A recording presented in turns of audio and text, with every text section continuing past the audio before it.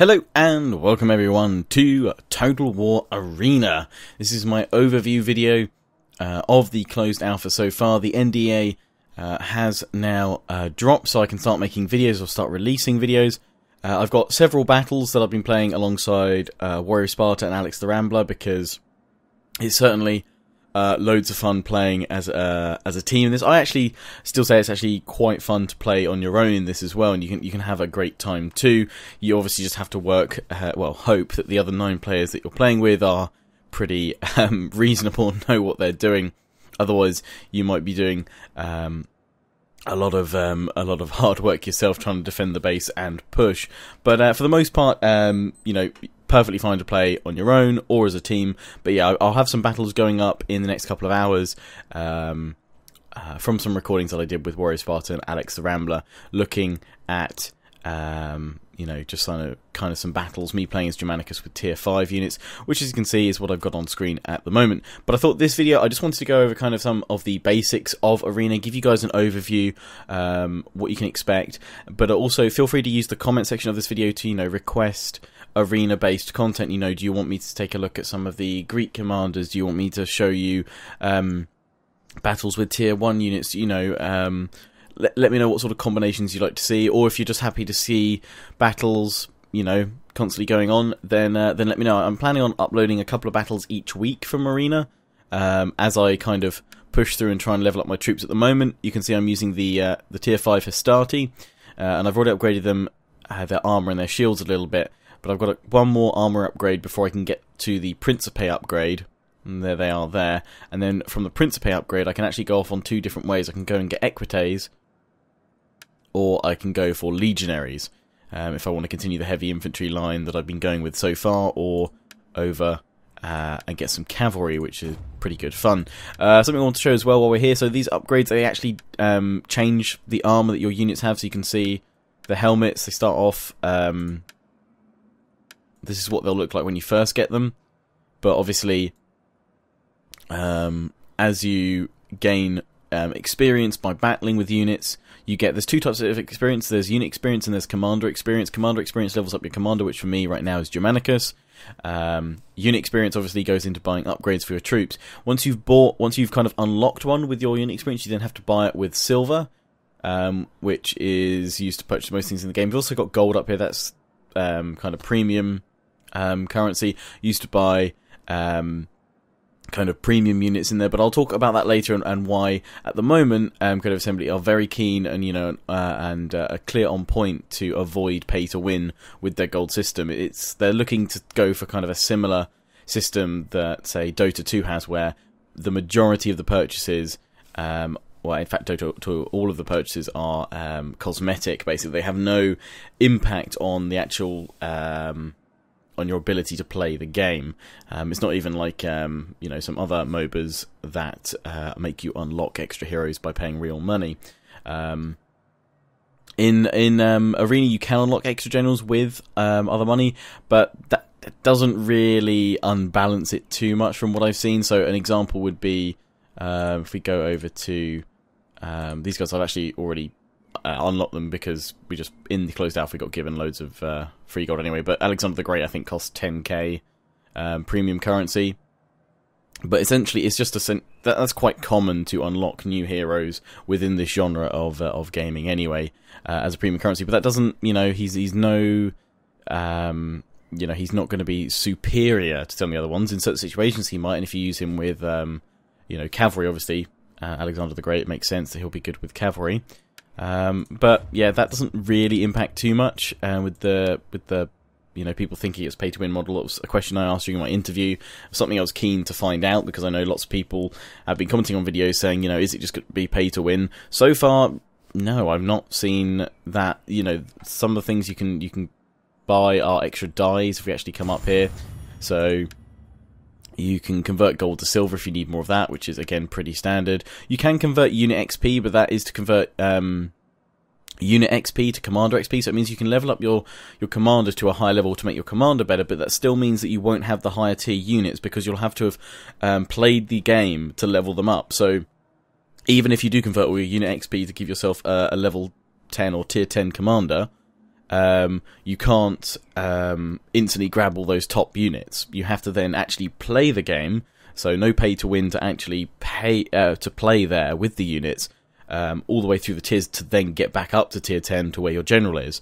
So you can just boost your general to have more powerful abilities, but overall, if you don't have the units at the higher tier as well, then you'll get destroyed. So you'll have to play the game, and it won't actually help you out too much. I wouldn't have thought, just boosting your commander to a stupidly high level. So here's kind of what I expected when they said they were adding in a gold system and premium currency. You buy different dies for your units, which is very standard, as I said, for a free to play online game.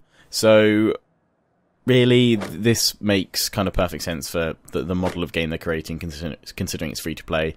Common dies, you can buy them. They're just for silver, so I bought them right now. I mean, I could go through and buy all these if I want to. I've got the gold to do so. It just depends on what you want to dye your units to for easy identification, or if you're putting together a little team or a clan or whatever, then you can do that. So that's essentially, at the moment, I say obviously this is a closed alpha, so it could all well change, but as I said, talked to Creative Assembly themselves about this in an interview, and they're very conscious about avoiding unbalancing the game by giving players a way to actively pay to win. So they're not looking to do that. So as I said, when you equip the new upgrades, then you obviously get a visual representation of that changing, which is nice. I really like that. Again, it kind of gives you that feeling, that customization that you got in the Shogun 2 Avatar Conquest. For Shogun 2. I don't think there's anything else. Well, actually, we've got, when you actually click on a unit down here, you can see all the abilities. Now, Vengeance is, we'll have a look at Germanicus here. Here's his abilities here. Vengeance is his ultimate ability. So kind of thinking to say your hero in Dota or League of Legends, you have, your various abilities. Now, the first three are abilities that are applied to kind of the majority of your units, but obviously for Germanicus it's looking at infantry, so this will be applied to all your melee infantry. And then if you have sword infantry, you'll also get Vengeance, which the more you kill, the more damage you do, but I believe it has a 30-second cooldown or something like that, where you have to keep a unit constantly in the fight. So if it hasn't killed or fought anything for 30 seconds, I think it then the ability deactivates, but you can only activate it once every battle, and you can only activate it if Germanicus is still alive, because Germanicus will jump in the first unit that you have here, and that will be your general's unit as such. So you shouldn't be too afraid about throwing him into the fight, because you're definitely going to need to with only 3 units. But choosing when to activate your ultimate, when to activate Vengeance for Germanicus is quite key. If you do it too early, then you may not be in enough engagements to keep that Vengeance running through, because it really does help if you can get the momentum up. You get a huge amount of points, because you can see you get plus 50% melee damage and 50% melee attack when you activate in the next level up. So you can see when it's going to the next level up, it'll be plus 65. And again, this is where the Commander XP goes in. And to get to the next tier, to tier 6, I've got to upgrade 3 of these abilities. I've upgraded 2 so far, so I'm just saving up my Commander XP up here. I probably will save and upgrade Vengeance, just because it's pretty nice. I've upgraded Heavy Infantry Charge a lot, because that you'll see if you watch some of the battle videos upload later, they just ram on through and do a huge amount of damage. And you can see here we've got plus 87% acceleration, 48% charge impact, 25% speed, and 120% charge bonus. That 25% speed, though, is actually quite useful, because you can also use heavy infantry charge if you want to escape. If you're getting chased and you need to quickly maneuver to a flank or move around, you can use that actually to spur your units forward if you want to. So we've got some kind of placeholder text here, but that's pretty much, I would assume, is the final stuff there. So that's all the information you've got on Germanicus. Obviously, there's other commanders. We'll take a look at them in a moment. But, yeah, you can upgrade him up to tier 10 right now. Is what they've got in the game. I don't know if they're looking to expand past that. I guess maybe once the game is fully established. I don't know. Maybe there'll be like a prestige system. I'm not sure.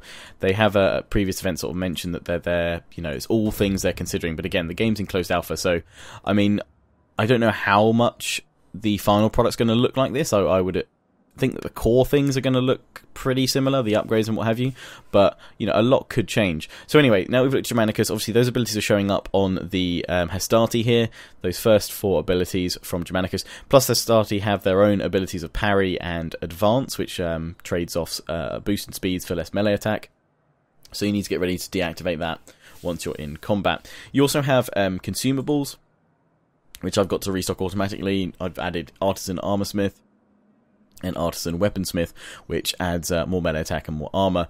And you can use silver to buy them, or you can use gold. Again, adding that gold element in there, still very common for that sort of, you know, have an alternative. You can use your free money, but if you're saving that to buy upgrades, then you can use gold if you need to. However, I've not run out of silver yet so far. Again, things could be tweaked and the amount of silver to gold that you need for things, but very much you'll be able to you will be able to play the game, you know, completely. I'd have thought, I would assume, without ever needing to use your gold. You know, you'll always have an option to go. You just have to grind a few more battles to get a bit more silver.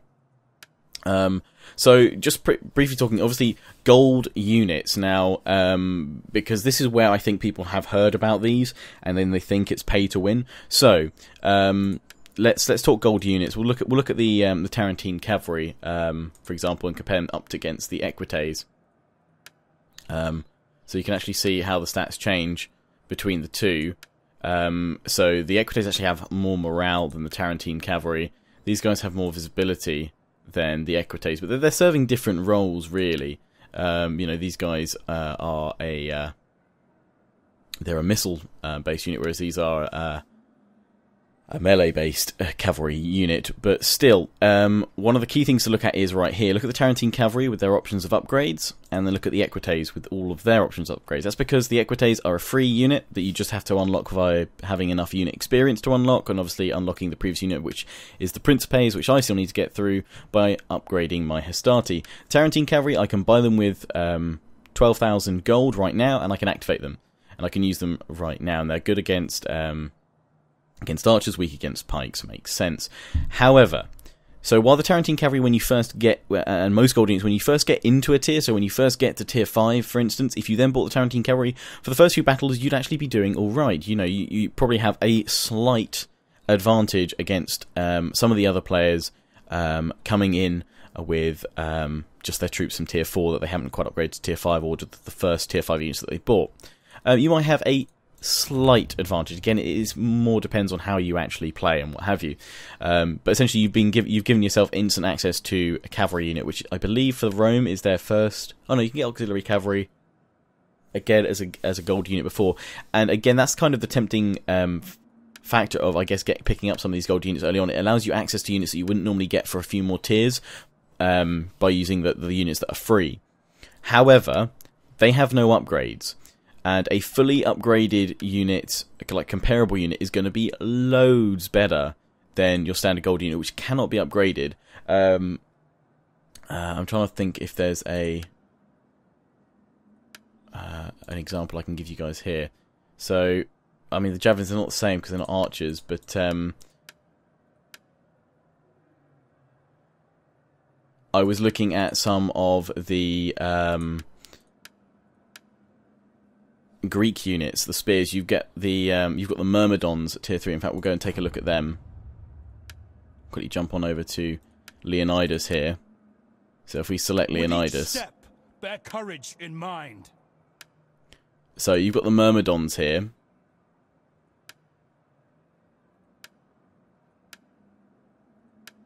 But the light hoplites aren't actually that much worse than them. In some cases, they're slightly better because of the upgrades that they've got.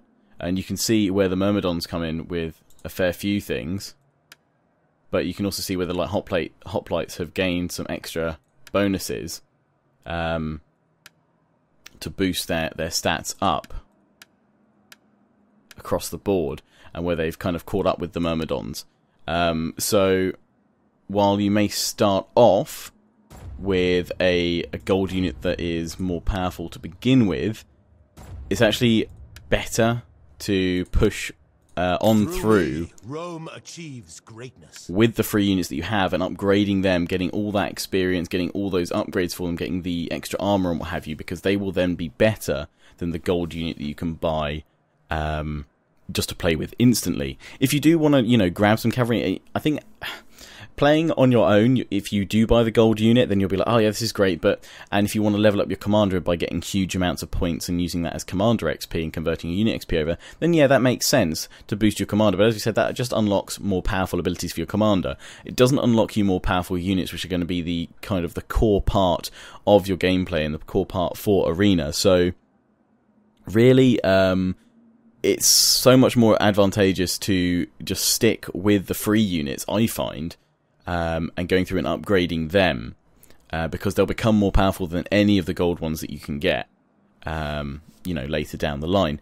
The only reason why you're probably tempted to get them is, as I said, it's for the Romans. It's you can buy your first unit of cavalry, auxiliary cavalry, before you can actually unlock Equites, and as I've shown, it's quite a long upgrade path from the Hastati to the Principes, and then from the Principes to the Equites. So, you know, if you really feel like you're in some battles and you need more cav in your team, then you may well be, you know, tempted to pick up some auxiliary cavalry. But that's kind of, rather than a pay to win, it's kind of more picking the units that are going to work best at the right time for you. For, say, if you're playing in a group of 4, and you know, and you don't have a cavalry guy, and you're like, okay, it's fine, I'll pick up some cav. But yeah, hopefully that clarifies a few things that people have been wondering about the whole implementation of gold. Again, obviously, I expect things to change. I don't expect the gold system to change too much, because of when I've spoken to Creative Assembly, they've been pretty you know, clear that they are conscious of not turning this into a pay-to-win game. So I think at the moment, the system that they have works well. For those that do want to get slightly more powerful units when they first enter a tier, they can buy the Tarentine Cavalry, they can buy, you know, the Auxiliary Cavalry at tier 4, or they can buy the Myrmidons when they enter tier 2 for the Greeks to start with. But if you stick with the free units and upgrade them, they will be more powerful, because you cannot, there are no upgrades for gold units, and that's the kind of the flip side, if you want to do it. So it will always be better for you to stick with it, you know, grind through some battles if you need to get that extra XP to upgrade your units. So, if you have any questions about that, then feel free to let me know. If I need to make another video on this, then do let me. But I wanted to spend some time going over that system that they've got in here, because I think that's, for many, quite crucial as to whether you'll actually pick up Arena or not, and jump into it, as it's free to play. You know, you don't want to get bogged down by players that can just buy more powerful units and just destroy everything. You know, you get in there, fight some battles, upgrade your units, and you'll soon be beating back players that have decided to buy units, because your units will be stronger than them, because they won't have any upgrades, and you will. So, let's just go back to the commanders, because obviously I teased Leonidas there, but let's have a look at the rest of the Roman commanders. You've got Julius Caesar, you have Scipio Africanus, and again, each of these have their own ability. So Scipio is an assault/cavalry commander, Julius Caesar is a support/engineer, and again, those of you that are kind of familiar with, I guess, MOBAs, such as Dota and League of Legends, you'll have those very clearly defined roles of, you know, assault, defense, support characters. You've obviously also got the Greeks. You've got Leonidas as the defense heavy. You've got Miltiades, I always say him wrong. He is an assault disruptor, and he has this awesome ability, which, if you guys watch the tournament, the ESL live stream last weekend, you'll have seen Agony Duck using drop shields to crazy effective effect, but to devastating effect. He used a combination of infantry charge and drop shields, because when you drop the shields, okay, you lose the protection, but it means you can run around like crazy. Huge boost to speed, and also he's got infantry charge, so he can really push through very quickly. And he was running circles around the enemy most of the time with that combination, and again, disrupting the opponents there. Leonidas, I love his shield bash. I played a little bit with Leonidas when I first picked up Arena before I moved on to Germanicus. Just Germanicus suited my playstyle as, you know, assault, getting in there, heavy charge, smack. But Leonidas, you got a great combination. You can use shield bash and then something like push, so you can bash the enemy and then you can actually push through the enemy ranks. Shield bash does a huge knockback, So you can just try and pull through a little bit. If you attack a unit and then just nudge them forward a little bit more, hit the shield bash, you should see the enemy go flying and then push through them. A lot of their units as well get something called piercing strikes, which go for armor piercing damage. So shield bash, piercing strikes, push. You've got a really good combination there, or you can hold the line if you want to as well, and then shield bash if the enemy keeps coming at you. But that way you can pin units in place. And obviously you've got Alexander the Great, as I showed briefly earlier. He's an assault cavalry. It's kind of the Greeks' answer to Scipio. Again, just looking at the abilities there, you've got obviously increased speed and charge with Julius Caesar. Vidi, again, a big focus on kind of support, and there are kind of the base kind of blueprints of this in the game at the moment, of certain commanders working well with others, and their actual abilities kind of work off each other. But Creative Assembly, the developers, did mention in some kind of Q&A stuff that they did at the arena event that they are looking, as they continue to develop the game, to actually have kind of pairs of generals or commanders that abilities will actually kind of actively feed off of and work well together, that may well actually kind of almost work in combo to produce an even more kind of devastating effect or powerful support buff or something like that. Now also, I will show this tab here. I assume it's fine to show, but we've got placeholders for Vercingetorix and Arminius. So I would assume that Arminius and Vercingetorix, the Gauls, are going to be added in with their own units and their own trees and what have you later on. They are looking, as I said in my interview, to add in loads more commanders as the game develops. So I'll definitely be looking to cover these guys when they come out. I mean, look at his fantastic helmet, sorry. It's not just a hat, it's a helmet. But yeah, really nicely modelled, and you can see your generals on the battlefield in a unit as well. And again, you'll see that when I throw up my battle videos later on. But for the moment, you've obviously got 3 Roman commanders and 3 Greek commanders in there, with Scipio and Alexander the Great being ones that you can unlock with gold. But at the moment in the closed alpha, I think you get a bonus amount of gold when you sign up, and they're doing double XP weekends here and there and extra gold. So it's kind of just so you can get in and test the commanders, and so they can fully balance the game, because obviously it is still in its closed alpha, and they are heavily working on balancing units, and lots of feedback is required. So I'll quickly show you the army here. So it's kind of a quick view of all the units in a tier. Reminds me of the system they have in War Thunder, where you can quickly check all the various units and you can quickly at a glance see what the unit's strong or weak against. So right at the end for tier 10 for the Romans, we can see we've got things like Imperial Guard, we've got Legatus, large Onagers and large Ballista, we've got Elite Velites at level 9, Praetorian Cavalry, Praetorians themselves, Auxiliary Palatina, and various bits all the way along. As you go through. Now, if you want to go back and choose other units from lower tiers, you can. You just remove a unit from the bottom here, and then you add one in, and it costs you a little bit of silver to throw a unit in each time, if you want, because obviously you're swapping around your units. So I can go back to another tier and I can add in my Italian noble infantry if I wanted. They came before, but if I wanted to start getting these javelins up or something like that and start using them, then I'd have to obviously buy them with my Commander XP here, and then move on up. So yeah, but I'm going to go back up to tier 5 and throw my Hastati back in here. So that's it. At the moment, there's 3 maps for Arena. You've got Salernum, Marathon, and Thermopylae, and I'll try and make sure I get battles of all of them uploaded in the next few days. I think I've got 2 Marathon battles and a Salernum to go up so far for you guys, so I hope you'll enjoy those. If you want to see more of kind of the menus here and just going through the generals, and again, if you want to see some battles with Leonidas, as well as Germanicus, or all of the commanders, I'll try and go through each of them. But obviously I've only got Germanicus at tier 5 and Leonidas at tier 2 at the moment, so I'll be kind of pushing on them. I'm also going to be live streaming, if you're watching this today on the 27th of May, I'm going to be live streaming at 6 PM tonight on www.twitch.tv/LionHeartX10 from 6 PM UK time or British summer time. Have a Google if you're elsewhere in the world. And yeah, I'm going to be streaming arena playing as Germanicus. I might swap over and do some with Leonidas and go lower tiers as well, to kind of show the transition. But yeah, that's essentially it. Before I wrap up though, I will quickly show you the options.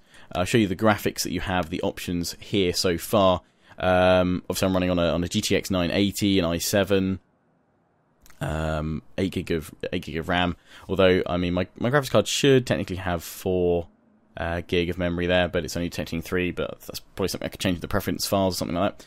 But yeah, I've got most things enabled. I could probably turn anti-aliasing off, on rather. No real problem with performance. I always like having shadows on medium in my Total War games. If you watch my content, you'll know why. They're often a bit of a bite out of the system. But again, optimizations and things like that, again, it's an alpha, but it is playable. You know, on you know, even if you have to whack things down to low, it's playable for most systems. I don't think they've released system specs yet, because obviously still in alpha, they're still kind of probably moving the benchmarks of you know, what's going to be able to run it and what not. But I think with a free to play title, they will probably look to optimize as much as possible for lower end systems as well as higher end ones, because essentially they want as many people playing this game as possible. I should also say just the matchmaking side of things. You can go into a party with yourself and 3 other players, so there's a total of 4 of you at the moment. Again, if you watch my interview, I'll have that linked in the description, then you'll know that they are keen to bring in, kind of potentially look at different game modes in the future. You know, that a lot of people are sort of saying 10v10, does that really work as an esport? You know, that they've said that they want to build a great competitive game, or just a great online multiplayer game first, and then they'll look to see if they, you know, if the gamers that are playing, you know, if we as the consumer are you know, wanting to take this on to an esport level, if there's enough interest, then they'll definitely look to build and place support for those. I think they've already mentioned though that they will be looking to support things like clans and what have you. So I think they'll be looking at adding in kind of a separate game mode or something like that for 5v5 or what have you. But obviously that's not confirmed yet. We'll just have to see how things continue to develop as this moves from kind of closed alpha to beta, and then obviously its final iteration on release, which again, I don't know when that'll be. I guess it's definitely a soon, well, not soon TM, but it's done when it's done TM situation. But lots of balancing to do with this as they go on, and as more players get to the higher tiers, then they'll be, you know, looking to work on those units that are all the way there at the moment. So I hope you've enjoyed my kind of rough look at this. I think there wasn't any in-game music for this for some reason. I don't know why. There should have been, but maybe again closed alpha. Maybe there's no music on the menu screen at the moment. There is music in game, and it is quite nice. I quite like it. But anyway, that's what I'm going to wrap up. So if you enjoyed the video, don't forget to leave a like. Feel free to check out the links in the description, and please do comment. Let me know what you'd like to see, feedback. You know, other units to take a look at, what sort of battles you'd like to see. Again, if you were like going, "Where's the battles, Lionheart? What, you know, why aren't you showing gameplay?" This is my overview video. There are 3 battles going up today, later on, plus I'm going to be live streaming a load of battles tonight, 6 PM on Twitch. You can find that all in the description. So do go check those out, and I will see you all next time. So I hope you enjoyed the video. Don't forget to comment, rate and subscribe. Follow me on Facebook and Twitter. Take pride and join the Legion. All links are in the description, as well as multiple ways for you to connect with me. While you're there, why not have a look at the link for Green Man Gaming? They have a huge catalogue of games, both new and old, regular deals that are refreshed all the time, and you can save 20% by using my code. If gaming laptops are your thing, why not have a look at XMG? They have a large range of customizable machines, and you can save £30 off a purchase of a gaming laptop by using my affiliate link and code, also found in the description. So, until next time guys, ciao for now.